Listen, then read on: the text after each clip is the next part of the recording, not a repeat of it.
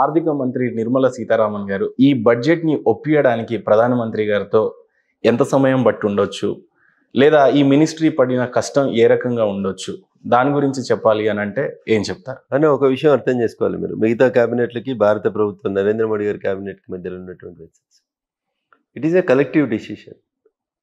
For that matter ఏ నిర్ణయం అయినా, ఏ క్యాబినెట్ నిర్ణయం తీసుకున్నా, ముఖ్యమంత్రి గారు తీసుకున్నా, ప్రధానమంత్రి గారు తీసుకున్నా, the meaning of cabinet is collective decision. ఒక మంత్రికి ఒక శాఖ ఉంటే ఆ శాఖ ఆయన్నే తీసుకున్నాడు, ఈ నిర్ణయం ఆయనదని చెప్పి తప్పించుకోవడానికి వీలుండదు మహేందర్. దురదృష్టం కొన్ని రాష్ట్రాలలో ముఖ్యమంత్రులు అట్లంతా ఒంటెత్తిపోకట్లకు పోతారేమో, మంత్రులని డమ్మీ చేస్తారేమో మాకు తెలియదు. కానీ భారత ప్రభుత్వం నరేంద్ర మోడీ గారి నాయకత్వంలో ప్రతి డిసిషన్ కలెక్టివ్ డిసిషన్. ఈ దేశంలో ప్రజలకి ఏదైతే మేలు చేస్తుందని అనుకుంటారో దాన్ని క్యాబినెట్ కలెక్టివ్గా తీసుకుంటుంది. అందరూ కలిసి తీసుకుంటారు, నిజాయితీగా తీసుకుంటారు.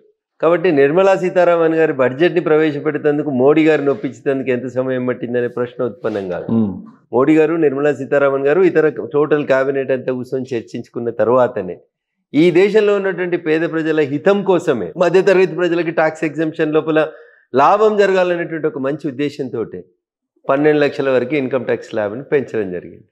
ఎవరు కలగనలేదు అది. ఈ బడ్జెట్లో చూసినట్లయితే వికసిత్ భారత్ అనేది ఒక పక్క మీ గోల్ క్లియర్గా కనపడతా ఉంది. కానీ ఇక్కడ 12 లక్షలు బిలో ఉన్న వాళ్ళు ట్యాక్స్ పే చేయడానికి అవసరం లేదన్నట్టు మిడిల్ క్లాస్ గురించి ఆలోచించిన విధానం బాగుంది. కానీ దీనివల్ల కొద్దిగా కేంద్ర ప్రభుత్వం ఇన్కమ్ అనేది తగ్గుతుంది అనేది నిపుణుల యొక్క ఆలోచన. కానీ ఏ రకంగా అంటే పేదల గురించి ఆలోచించడం బాగానే ఉంది, కానీ వికసిత్ భారత్ వైపుకి వెళ్ళడానికి ఈ బడ్జెట్ నిజంగా సహాయపడుతుంది అంటారా? 100% సహాయపడుతుంది. ఇంతకాలం ట్యాక్స్ ఎట్లా ఎగ్గొడదామా అని ఆలోచించిన వాళ్ళు చాలా మంది ఇప్పుడు ట్యాక్స్ బ్రాకెట్లోకి పోయి నిజాయితీగా పన్ను కడదాం అనేటువంటి ఆలోచన వస్తుంది. ఎందుకు?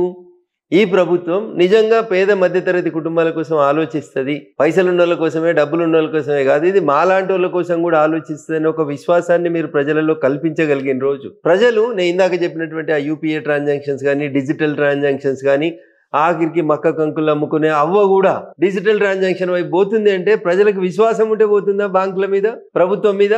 లేకుంటే అగాధంగా పోతారు అనేది ఒకసారి ఆలోచించాలి. ఆ విశ్వాసాన్ని పెంచగలిగినాం కాబట్టి, ఎస్ యాజ్ యూ సెడ్ 12 లక్షల దాకా ఎవరు ట్యాక్స్ కట్టొద్దు అని అంటే ప్రభుత్వానికి కొంచెం తగ్గొచ్చు ఇన్కమ్. కానీ 12 లక్షల పై బ్రాకెట్లో కూడా చాలామంది ఇన్కమ్ ట్యాక్స్ ఎగ్గొట్టాలనుకున్నటువంటి మిత్రులు ఇయ్యాల లేదు, ఈ ప్రభుత్వం నిజాయితీగా పనిచేస్తుంది, మనం ట్యాక్స్ బ్రాకెట్లోకి పోతే ఏదో ఒక రోజు మనం ప్రభుత్వం నుంచి లబ్ధి పొందొచ్చు అనేటువంటి ఆలోచనని జనరేట్ చేయడం లోపల ఎక్కడ కూడా మోడీ గారు వెనక్కి రాలేదు. కొంతవరకు ప్రభుత్వ ఆదాయం తగ్గుతుందని తెలిసినప్పటికీ కూడా to build the confidence in the public. మీరు ప్రజాస్వామ్యంలో ఏముంటుంది మహేందర్ అన్న? ప్రజల కొరకు ప్రజల చేత ప్రజలే ఎన్నుకోవాలి.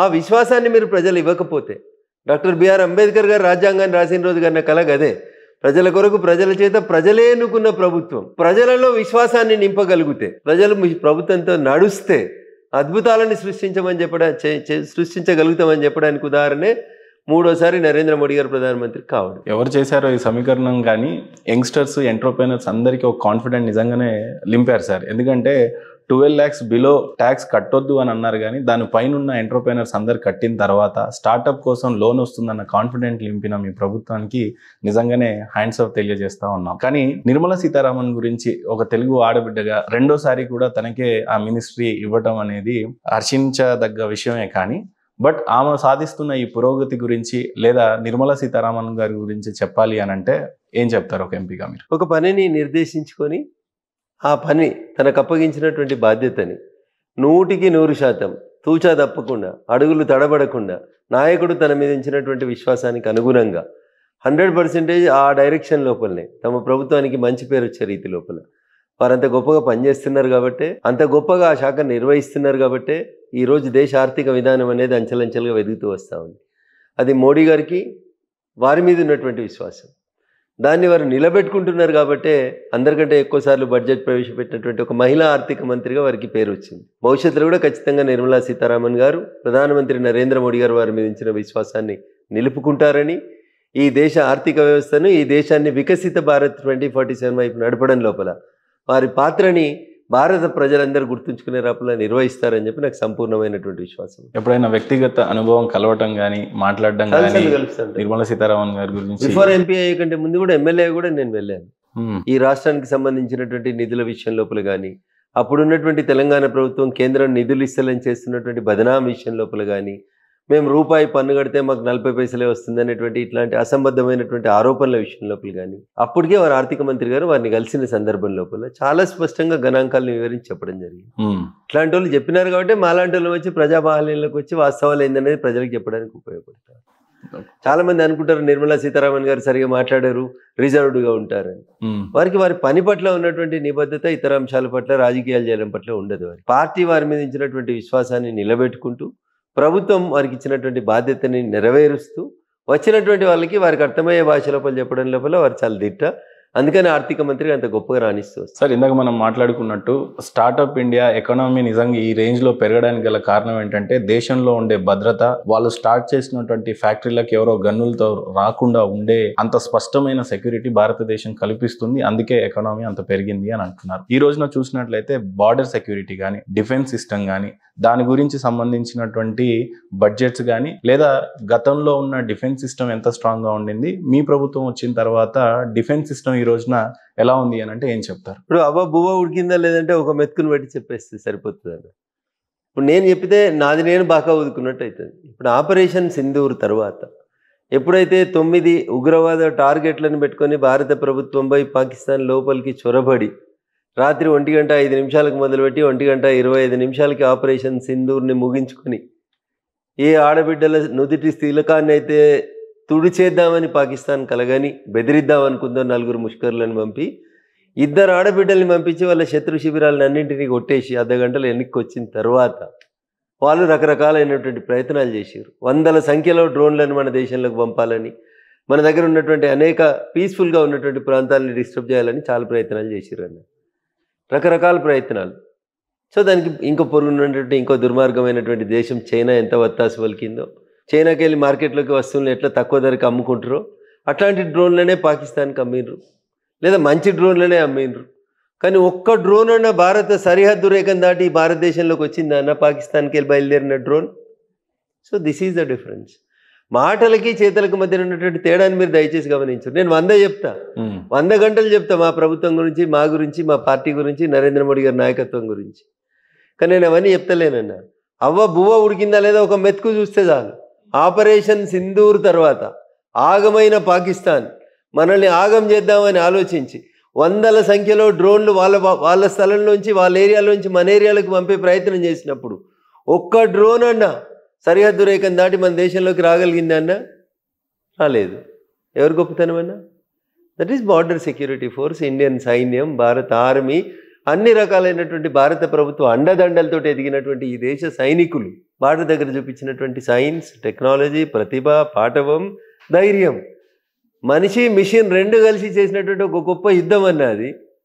అందుకనే ఒక్క డ్రోన్ అన్నా, కనీసం ఒక్క డ్రోన్ అన్నా మన దేశంలోకి రాకుండా ఆపగలిగినామంటే ఇగో ఇది ఈ దేశంలో నరేంద్ర మోడీ గారి నాయకత్వంలో గత 11 సంవత్సరాల్లో మేక్ ఇన్ ఇండియా కింద భారత సైన్యానికి మనం సమకూర్చినటువంటి అనేక రకాలైనటువంటి పరికరాల గొప్పతనం. అరే వెనుకటికి కాంగ్రెస్ హయాంలో జవాన్లకి బుల్లెట్ ప్రూఫ్లు కావాలంటే వేరే దేశాలకి వెళ్ళి దిగుమతి చేసుకోవాలనే స్థితికి వెళ్ళి ఇలా బ్రహ్మోస్లు, తేజస్లు, క్షిపణులను కొట్టేటి అన్నింటినీ తయారు చేసింది భారత అంకుర వ్యవస్థ, భారత మేక్ ఇన్ ఇండియా వ్యవస్థ. అందుకనే ఇలా ఆఖరికి ఒక్క డ్రోన్ కూడా మన గీత దాటి లోపలికి రాలేకపోయింది. మాటలు చాలా ఉంటాయి, చేతలలో కనబడ్డది కదా. ఇప్పుడు రఫేల్ లాంటి యుద్ధ విమానాలని కొనుగోలు చేయాలని అనుకున్నప్పుడు ఈ దేశంలో చాలామంది మిత్రులు విమర్శించారు, రఫేల్ని విమర్శించారు, S-400 కొంటామంటే విమర్శించారు, లేదా make in India, made in India కింద రక్షణ రంగంలో ఉత్పత్తులు తయారు చేస్తుంటే విమర్శించారు. భారత రక్షణ రంగానికి భారత ప్రభుత్వం చేసినటువంటి కేటాయింపులు సుమారు 70,000 కోట్లు చేస్తే దాన్ని విమర్శించారు. ఇలా ఫలితం ఏం కనబడింది? నేను ఇందాకే చెప్పినట్టు ఒక్క డ్రోన్ కూడా మన దేశంలోకి రాలేకపోయింది అంటే మనం ఎంత గొప్పగా మన పరికరాల్ని మనం అభివృద్ధి చేసుకున్నాం, స్వయంగా మనం తయారు చేసుకున్నాం, ఇతర దేశాల నుంచి వచ్చినటువంటి S-400 లాంటి భాగస్వామ్యంతో చేసుకున్నాం. ఇవన్నీ కూడా ఎందుకైనాయి? ఎవరు ఊహించారు ఇట్లా వస్తుంది రేపు యుద్ధం అని? ఈ దేశ ప్రధాని ముందు చూపు వల్లనే ఈ దేశం యొక్క రక్షణ రంగం S-400ని తెచ్చుకున్నా, బ్రహ్మోస్ని తెచ్చుకున్నా, తేజస్ని తెచ్చుకున్నా, ఆకాశ్ని తెచ్చుకున్నా, ఇంకొక యుద్ధ విమానాన్ని తయారు చేసుకున్నా, డ్రోన్లని మార్కెట్లో వేరే రకానికి ఉపయోగించే కాడి నుంచి తీసుకొచ్చి కూరగాయలకు మందు జిల్లేదాకా, ఆడబిడ్డలకు అందించేదాకా ఈ దేశ అంకురాలు, స్టార్టప్లు ఎవరైతే ఎకసక్కలాడే ఇండియాలో ఏం తయారైతే అన్నారో వాళ్ళకి ఇలా డ్రోన్ మెడిసిన్స్ వచ్చినాయి అన్న. వికారాబాద్ లాంటి ప్రాంతంలో జ్యోతిరాదిత్య సింధియా గారు అనేటువంటి కేంద్ర మంత్రి గారు వచ్చి ఔషధాలను ఒక ప్లేస్ నుంచి ఇంకో ప్లేస్కి డ్రోన్ల ద్వారా పంపిస్తారు. ఇప్పటికీ ఈ దేశంలో చూస్తాం, మనం ఒక ఆడబిడ్డ డెలివరీకి ఉంటే రోడ్డు లేదని, అంబులెన్స్ లేదని, కట్టెకు 4 బట్టలు కట్టి ఎత్తుకొని వచ్చేటువంటి స్థితి నుంచి అట్లాంటి ప్రాంతాలకి మెడిసిన్ పంపడానికి డ్రోన్ వ్యవస్థను ఉపయోగించేదాకా ఈ దేశం యొక్క అంకురాలు. అంటే డ్రోన్ వెళ్ళి మెడిసిన్స్ ఇచ్చేస్తుంది. మీరు వికారాబాద్లో పోయిన ప్రభుత్వంలో నరేంద్ర మోడీ గారు 2వ సారి ప్రధానమంత్రిగా ఉన్నప్పుడు, నేను దుబ్బాక ఎమ్మెల్యేగా ఉన్నప్పుడు, టీఆర్ఎస్ ప్రభుత్వం ఈ రాష్ట్రంలో అధికారంలో ఉన్నప్పుడు అధికారికంగా ఈ దేశంలో వికారాబాద్ ప్రాంతంలో జ్యోతిరాదిత్య సింధియా అనేటువంటి అప్పటి సివిల్ ఏవియేషన్ మినిస్టర్ వచ్చి ప్రారంభించిపోయిన స్కీమ్. అట్లా సైన్యం స్వయం సమృద్ధి పొందడానికి కావలసినటువంటి బడ్జెట్ ఇచ్చినాం, కాన్ఫిడెన్స్ ఇచ్చినాం, అంకురాలను ఎంకరేజ్ చేసినాం. ఇతర దేశాలలో మనకంటే మెరుగ్గా ఉన్నటువంటి పరికరాలను కూడా తీసుకొచ్చుకోవడానికి, ఆయుధాలను కొనుక్కోవడానికి కూడా మనం ఎక్కడ S-400 అప్పుడు కానీ, రఫేల్ అప్పుడైతే ఇంకా మాట్లాడుతూనే ఉంటారు. రఫేల్ కుంభకోణం అని మాట్లాడేటువంటి మూర్ఖులు ఉన్నారు ఈ దేశంలో. అయినా మేము ఎక్కడ భయపెట్టకుండా పనిచేసుకుంటూ వచ్చినాం. మాకు మా సైన్యం మీద విశ్వాసం ఉంది, ఈ దేశ యువ సైంటిస్టుల మీద విశ్వాసం ఉంది, అంకురాలు పెట్టుకుంటున్నటువంటి కొత్త IIT విద్యార్థుల మీద మాకు విశ్వాసం ఉంది. కాబట్టే ఈ దేశం రక్షణ రంగంలో కూడా స్వయం సమృద్ధి సాధించేటువంటి దిశకు పోయింది. కాబట్టి అందరం చూసినాం, 300 క్షిపణులను కూల్చేసినాం, 300 డ్రోన్లను కూల్చిపారేసింది భారత రక్షణ వ్యవస్థ. ఇది నరేంద్ర మోడీ గారి నాయకత్వ పట్టి. ఒక పక్క ఆపరేషన్ సింధూరు ఇంత పురోగతి సాధించినప్పుడు తెలంగాణలో ఉన్నటువంటి ముఖ్యమంత్రి సీఎం రేవంత్ రెడ్డి గారు నిజంగానే ఆపరేషన్ సింధూర్లో జరిగినటువంటి ఈ యుద్ధంలో అక్కడ పాకిస్తాన్లో 9 స్థావరాలను మన భారత సైన్యం కూల్చేసింది అని చెప్పినా కూడా వాస్తవంగా కూల్చిందా లేదా దానికి ఉన్న ఆధారాలు కావాలి అని అన్నారు. తర్వాత రఫేల్స్ ఇండియా మీదకి వచ్చి లేదా డ్రోన్లు ఇండియా మీదకి వచ్చి దాడులు చేస్తున్నప్పుడు సీఎం రేవంత్ రెడ్డి గారు వాస్తవంగా ఎన్ని విమానాలను కూల్చాము, మనం ఎన్ని డ్రోన్లను కూల్చాము, అసలు వాస్తవాలు ఏంటి అని చెప్పేసి ఒక పక్క అడగడం జరిగింది, క్వశ్చన్ చేయడం జరిగింది. సో ఆపరేషన్ సింధూర్ సక్సెస్ దిశగా అందరు మాట్లాడుతుంటే ఈ రోజు సీఎం రేవంత్ రెడ్డి గారు అలా మాట్లాడడం వెనకాల ఉన్న విషయాలపైన మీరు ఎలా స్పందిస్తారు? ఇప్పుడు రేవంత్ రెడ్డి గారు ఏ సందర్భంలో మాట్లాడిండో, ఎందుకు మాట్లాడిండో నాకు తెలియదు. కానీ రేవంత్ రెడ్డి గారు రాజకీయాలకు రాకముందు నుంచి ఈ దేశ పార్లమెంట్లో సభ్యుడిగా ఉన్నటువంటి శశి థరూర్ గారిని పోయి అడుగుమని ఉంటారు. విమానాలు కూలినాయి కరెక్టా కాదా, పాకిస్తాన్కి సంబంధించినటువంటి క్షిపణులను మనం కూలగొట్టింది కరెక్టే కాదా, బీజేపీలు సమాధానం చెప్తే ఆయనకు నచ్చకపోవచ్చు. మీ పార్టీ ఎంపీ, మీ పార్టీలో ప్రస్తుతం కూడా ఎంపీ, గతంలో కేంద్ర మంత్రిగా పనిచేసిన ఆయన, వివిధ దేశాల లోపల అంబాసిడర్గా పనిచేసిన ఆయన, బాగా తెలివికల్లోడని మీ కాంగ్రెస్ పార్టీ విశ్వసించే శశి థరూర్ గారిని అడుగుంటారు. See why you are asking about the numbers? మీకు ఎవరి మీద విశ్వాసం లేదు? మీకు మీ మీద విశ్వాసం లేదు. మీరు రాహుల్ గాంధీ గారికి మీ మీద విశ్వాసం లేదు, కాంగ్రెస్ వాళ్ళకి మీ మీద విశ్వాసం లేదు.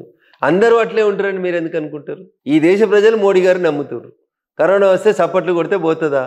చప్పట్లు కొట్టి సంఘీభావం చెప్పమని మోడీ గారు అడిగితే కొట్టిరు ప్రజలు. కరోనా పోయిందా లేదంటే ప్రపంచంలోని అన్ని దేశాలకు కరోనా మందులు ఇచ్చింది భారతదేశం. ఇది గుర్తుంచుకోవాలి రేవంత్ రెడ్డి గారు. Why are talking about numbers? ఎందుకు మరి పాకిస్తాన్ మనతో యుద్ధం చేయడాన్ని ఎందుకు విరమించుకుంది? ఎందుకు విరమించుకోవాలని ఆలోచన వచ్చింది? ఒక రోజు కనుక ఇంకా యుద్ధాన్ని కంటిన్యూ చేసి ఉంటే ప్రపంచ చిత్రపటంలో పాకిస్తాన్ అనే దేశం కనబడినటువంటి పరిస్థితి వస్తుంది. ఓ పక్కన బలూచిస్తాన్ వచ్చేసింది కదా, మమ్మల్ని దేశంగా ప్రకటించేయమని చెప్పి. ఏడుంటుంది Pakistan? You know about the Balochistan. 44% of the Pakistan area is called Balochistan. ఇలా కాకపోతే రేకపోతే బలూచిస్తాన్ రేపు దేశం అవుతుంది కొత్తగా. పాకిస్తాన్ భూభాగం నుంచి 44% భూభాగాన్ని పక్కకు తీసుకొని బలూచిస్తాన్ ఒక దేశం అవుతుంది. బలూచిస్తాన్లో పాకిస్తాన్ జనాభా ఎంతనో తెలుసా? Not even 7%. చైనాకి పాకిస్తాన్ మీద ఉన్న ప్రేమ బలూచిస్తాన్ ఉంటే ఉంటుంది ప్రేమ. రేపు బలూచిస్తాన్ వేరే దేశం అయితే చైనా పాకిస్తాన్ దిక్కు చూడదు, చైనా బలూచిస్తాన్ తోటి దోస్తానం చేస్తుంది. కాబట్టి రేవంత్ రెడ్డి గారు ఎందుకు మాట్లాడినరు, ఆయన మాటలకున్న అర్థమైందనేది ఆయన సమాధానం చెప్పాలి. రేవంత్ రెడ్డి గారికి నేను సమాధానం చెప్పాల్సిన అవసరం లేదు. పాకిస్తాన్ ప్రధానమంత్రి గారే స్వయంగా చెప్పిండు, మేము 9వ తారీఖు తర్వాత భారతదేశం మీద దాడిని పెంచుదామని అనుకుంటే ఒకటే రోజు రాత్రి మా ఎయిర్ బేసెస్లు అన్నింటినీ భారతదేశంకి వెళ్ళి వచ్చినటువంటి ఒక యుద్ధ విమానం ధ్వంసం చేసిపోయింది అని చెప్పిండు. What else you need Revanth Reddy గారు? గతంలో కూడా మీ కాంగ్రెస్ నాయకత్వం ఇట్లే అడిగింది. ఊరిలో జరిగినప్పుడు కానీ, ఇతరత పఠాన్కోట్లో జరిగినప్పుడు కానీ, ఇట్లా ఇన్సిడెంట్స్ జరిగిన ప్రతిసారి భారతదేశం సర్జికల్ స్ట్రైక్ చేసినప్పుడు కానీ మీరు సాక్ష్యాలు అడుగుతూనే ఉన్నారు. మీరు ప్రజలలో కించపరచబడతా ఉన్నారు. మీ విలువను మీరు తగ్గించుకుంటున్నారు. మీ కర్మ దాన్ని భగవంతుడు కూడా మిమ్మల్ని కాపాడలేడు. ఈ దేశ సైనికుల శక్తి పాఠవాలని మీరు తక్కువ అంచనా వేస్తున్నారు. వాళ్ళంతా గొప్పగా ఉన్నారు కాబట్టి మీరు ఇంత ప్రశాంతంగా నిద్రపోతున్నారు అనేది గుర్తుపెట్టుకోవాలి. కాబట్టి the comments off Revanth Reddy గారిని మనం పెద్ద పట్టించుకోవాల్సిన అవసరం లేదు. సార్, ఆపరేషన్ సింధూర్ మొత్తంలో కూడా ఒక ఇంట్రెస్టింగ్ ఫ్యాక్ట్ ఏంటంటే చాలా మంది మేల్ పైలట్స్ ఉన్నా కూడా ఈ యుద్ధ విమానాలను నడపడానికి సిద్ధంగా ఉన్న ఆడబిడ్డలు ఇద్దరినే ఎందుకు బీజేపీ ప్రధానంగా చూస్ చేసుకుంది అని అంటే ఏమంటారు? అది వాంటెడ్లీ తీసుకున్నారా? అంటే దాడికి ప్రతిదాడిగా ప్రతీకారంలో ఏ రకంగా దాన్ని తీసుకోవచ్చు ఈ ఇంట్రెస్టింగ్ థింగ్ని? ఇప్పుడు మీరు అమాయకులైనటువంటి మా ఆడబిడ్డల్ని కశ్మీర్ ఆదాయం పెంచుతామని, కశ్మీర్ని ప్రపంచానికి ఒక గొప్ప టూరిస్ట్ ప్రాంతంగా చూపిద్దామని మా ఆడబిడ్డలు కుటుంబాలతో సహా మీ దగ్గరికి వచ్చారు. మూర్ఖులు మీరు. మీ కన్నును మీరే వేలుతోటి పొడుచుకున్నారు. నలుగురిని దొంగ దెబ్బ కొట్టడానికి 4 తుపాకులు ఇచ్చి పంపించి మా దేశ ఆడబిడ్డల యొక్క ఆత్మగౌరవాన్ని అవమానపరుచుదామని చూసిండ్రు. వీళ్ళు అబలలు అని చెప్పి వాళ్ళని గేలి చేసిపోయినరు. వాళ్ళు అబలలు కాదు. నీ ముందుకు వచ్చి ధైర్యంగా నిలబడి దమ్ముంటే నన్ను కూడా కాల్చమని అడిగారు వాళ్ళు. అంత ధైర్యం ఉన్నటువంటి ఆడబిడ్డల్ని గేలి చేసి 4 దొంగతనంగా లోపలికి వచ్చి దొంగల్లాగా పారిపోయినటువంటి వెధవలకి, అరే వెధవల్లారా, మా ఆడబిడ్డలు అబలలే కాదు సబలలు కూడా. మా ఆడబిడ్డలు రాని రుద్రమలకి వారసులు, సమ్మక్క సారలమ్మలకి వారసులు.